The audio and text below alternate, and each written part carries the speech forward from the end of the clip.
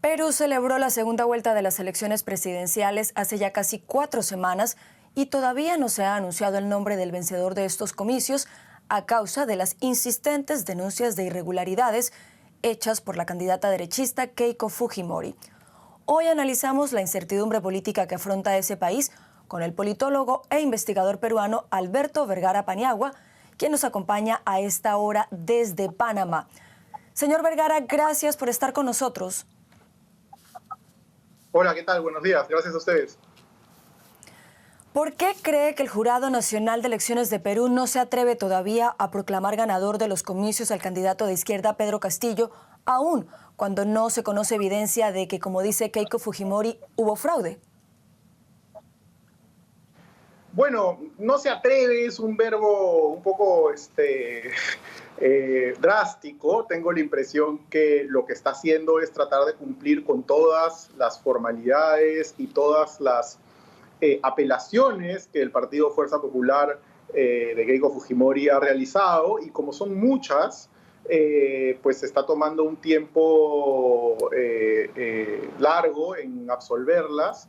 Y por lo tanto no creo que sea un problema de que no se atreve, es un problema de más de capacidad de respuesta ante una avalancha de pedidos como nunca había habido antes, y que por lo tanto están tratando de resolverlos, e incluso con la renuncia de un miembro cercano a los intereses de Fuerza Popular hace cosa de una semana. Por lo tanto, las maniobras dilatorias del partido han tenido éxito en ese sentido de retrasar la proclamación del candidato. Eso es lo que está ocurriendo.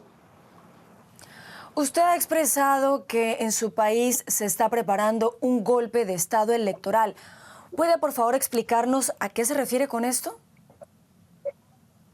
Sí, lo que decíamos en ese artículo que coescribimos con Steve Levitsky era que lo que teníamos eran las manifestaciones por distintos sitios de lo que parecía un golpe en cámara lenta, digamos, en el que poco a poco se iba tratando de capturar, influir en los órganos electorales de tal manera que al final del proceso se pudiera subvertir la voluntad popular y el resultado electoral. Eso ha estado ocurriendo desde distintos puntos. Hoy día sabemos, por ejemplo, que el ex asesor Vladimiro Montesinos estuvo complotando para ver si se podía sobornar a los miembros del Jurado Nacional de Elecciones. Sabemos que un grupo grande de oficiales retirados de las Fuerzas Armadas pidieron una intervención militar para impedir que Castillo asumiera la presidencia. El propio presidente Sagasti tuvo que salir a dar un mensaje drástico y con coraje para desautorizar y decir que se iba a perseguir judicialmente a quienes trataran de insistir en esas vías no constitucionales, y por lo tanto hay de distintos actores una intención de minar el sistema democrático y el resultado electoral desde varios frentes y en varios momentos. Por lo tanto, a eso nos referíamos con la puesta en escena de un golpe en cámara lenta, ¿no? A propósito de lo que usted dice, este jueves el ex candidato a la presidencia de Perú, Alfredo Barnechea, pidió la formación de una alianza cívico-militar para no reconocer un eventual gobierno de Pedro Castillo. ¿Cuáles son los peligros de este rechazo a una eventual presidencia del candidato del Partido Perú Libre, a propósito de lo que usted nos decía? Bueno, lamentablemente forma parte de otra rama una de las ramas que está tratando de deslegitimar la elección, que está tratando de levantar un muñeco de paja del fraude electoral donde no lo hay, y que ante la ausencia de razón pasa a exigir la presencia de los militares en una expresión francamente lamentable de parte de Alfredo Barnechea. El hecho de pedir una alianza militar civil es realmente una postura reaccionaria, extraña para alguien que siempre se ha considerado socialdemócrata, y que no hace sino azuzar a la extrema derecha peruana, que quiere eso que Anne Applebaum llamaba la pequeña mentira, ¿no? Construir una épica desde la mentira, desde la posverdad, que te permite construir algún tipo de movimiento cuya lealtad se basa en hechos que no son contrastables con la realidad. Entonces, creo que es una arenga irresponsable en una situación en la cual todos los observadores nacionales, internacionales, especialistas, distintas empresas dedicadas a las encuestas y los propios fujimoristas aceptan que no tienen pruebas del fraude. Lo que dicen es que no tienen pruebas porque no se las dan. La propia Keiko Fujimori sacó un tuit que era casi una confesión de la derrota, en la que decía: sabemos que nos han hecho fraude, no sabemos cómo, por favor, si tienes alguna evidencia, ciudadano de bien, envíanosla, ¿no? Que es casi como confesar, bueno, he perdido, no quiero aceptar, a ver qué más podemos inventar. A propósito de Keiko Fujimori, ella insiste en que hubo fraude y tiene a un sector de la población que la apoya en sus denuncias. Algunos ven incluso en su estrategia similitudes con las denuncias que hizo Donald Trump en los Estados Unidos tras su derrota ante Joe Biden en noviembre de 2020. ¿Cree usted que Keiko Fujimori está siguiendo el modelo de Trump en esto? Yo no creo que ella lo esté siguiendo personalmente. Creo que hay la construcción de una situación trumpiana, vamos a llamarle, en donde los mecanismos de una realidad alternativa que se vive, se exacerba, se construye en las redes, se impone, y donde sectores sociales con miedo, sectores sociales radicalizados, que desprecian al rival político, se compran esas mentiras para darle viabilidad política a su proyecto. Por lo tanto, creo que es algo que supera a Keiko Fujimori. No creo que ella sea quien se está copiando esto. Creo que hay una situación global en la cual, como decía el historiador Snyder, la posverdad es el prefascismo. Y yo creo que en el Perú se cumple perfectamente. Lo que estamos viendo es cómo los mecanismos de la posverdad están generando nuestro fascismo criollo, limeño, racista, clasista, y que no puede tolerar a un presidente como Castillo al mando de la nación.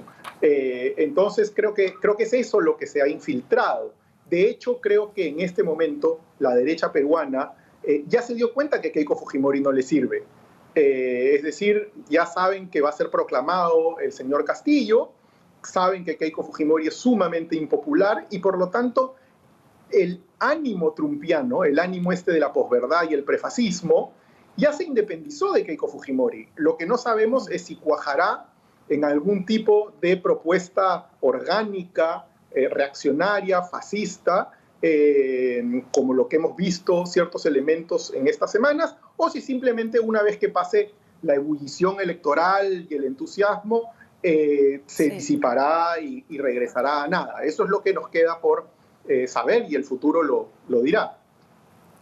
Usted habla de miedo a Pedro Castillo como presidente del Perú. También se habla de que es comunista, se dice que hay una conspiración chavista detrás de él. ¿Qué tan real es todo esto? ¿Qué tiene de realidad este miedo? ¿Es justificado? Pues una dosis del miedo es justificado, porque el señor Castillo ha sido candidato invitado, pero de un partido que se llama Perú Libre, cuyo ideario es una oda a la tiranía y a las políticas económicas más descabelladas que se nos puedan ocurrir. Entonces, en términos políticos es la celebración de Daniel Ortega, de Nicolás Maduro; en términos económicos es un programa de estatizaciones, de control de la economía. Por lo tanto, una dosis de miedo es fundada. Lo que es infundado es cuando el miedo a una alternativa política nos convierte en actores antidemocráticos. Cuando, fruto del miedo al comunismo, este espantapájaro que han creado desde la campaña, ha terminado enajenando, diría yo, a una parte de la población que ya no le importa, ya no considera que esto es un asunto de reglas, de soberanía popular, de conteo de votos, sino que ya ve esto como política sin árbitro, sin ley, y que por lo tanto todo vale para no caer en las garras de un gobierno comunista. Es decir, en el altar del anticomunismo quieren degollar a la democracia. Y entonces eso es evidentemente un problema y es el miedo convertido pues ya en una patología democrática. Ya. ¿Qué viabilidad puede tener un eventual gobierno de Pedro Castillo en medio de este ambiente de tanta polarización en Perú? Bueno, eso habrá que verlo. No se olvide que venimos de un ciclo en el que en los últimos 5 años hemos tenido 4 o 5 presidentes, donde han habido disoluciones de Congreso, y por lo tanto es un país donde la inestabilidad política no la ha inventado esta segunda vuelta. Esta segunda vuelta la ha acaso profundizado o radicalizado, pero las dinámicas de la inestabilidad están sembradas bastante antes. Entonces, yo creo que es altamente probable que sigamos en estas turbulencias, más si hay sectores importantes que van a asumir la retórica de la ilegitimidad del resultado electoral. Ahí la cosa se pone más turbulenta. Por lo tanto, eso es algo difícil de predecir por estas razones que le digo hacia la derecha. Pero también es difícil de predecir por el lado de Pedro Castillo, porque no sabemos cómo va a gobernar Pedro Castillo. Aunque ha dado una serie de mensajes, la verdad que en un país con confianza tan reducida respecto de sus políticos, las muestras que ha dado no son claras, ni nadie puede estar totalmente convencido de cuál va a ser el sentido de su gobierno. Para empezar, habrá que ver el tema fundamental, me parece, va a ser el de la constituyente, si es que decide empujar una constituyente por causas inconstitucionales o si decide empujarlo por cauces previstos en la ley. Creo que si optara por lo primero, por la vía fuera de los cauces constitucionales, él mismo agitaría aún más la turbulencia y le daría vida a esta derecha reaccionaria, nueva, trumpiana, que en realidad, cuya legitimidad después de estos días está muy desgastada por el papelón que han hecho en Washington y, en fin, toda esta campaña vergonzosa de los últimos días. Creo que son actores que quedan deslegitimados, sí, débiles, y que sí, más bien, Castillo opta por una vía confrontacional, fuera del cauce constitucional, los va a resucitar. Les va a dar una fuerza que creo en estos días están perdiendo. A propósito de lo que usted ha dicho, en efecto, el Perú ha tenido 4 presidentes en 4 años. ¿Qué posibilidades reales hay de que el próximo presidente pueda completar su mandato?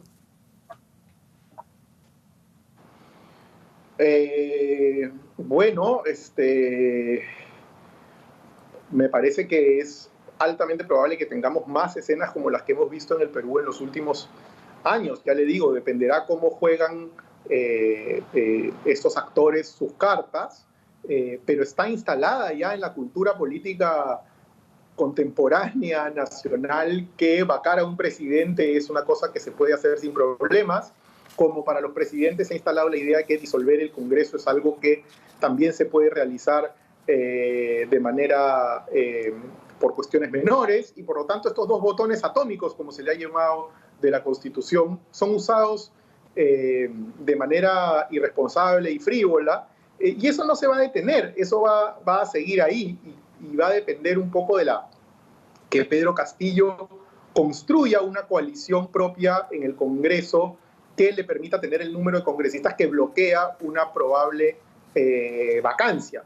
Pero eso implica, por ejemplo, que logre que su bancada no se divida, cosa que en el Perú no suele ocurrir. Las bancadas Ya los congresos son sumamente fragmentados de entrada, pero además, una vez que son elegidos, las bancadas están compuestas de lo que el politólogo Levitsky y Mauricio Zavaleta llamaron agentes libres. Y una vez que están ahí elegidos, pues no tienen ni jefe, ni partido, ni bandera, sino que están un poco ahí flotando para ver con quién se van según las coyunturas y el corto plazo más corto, valga la redundancia. Señor Alberto Vergara Paniagua, politólogo e investigador peruano, gracias por haber analizado con nosotros esta situación y esta incertidumbre que hay en el Perú casi 4 semanas después de la segunda vuelta de las elecciones presidenciales. No, muchas gracias a ustedes. Hasta la próxima.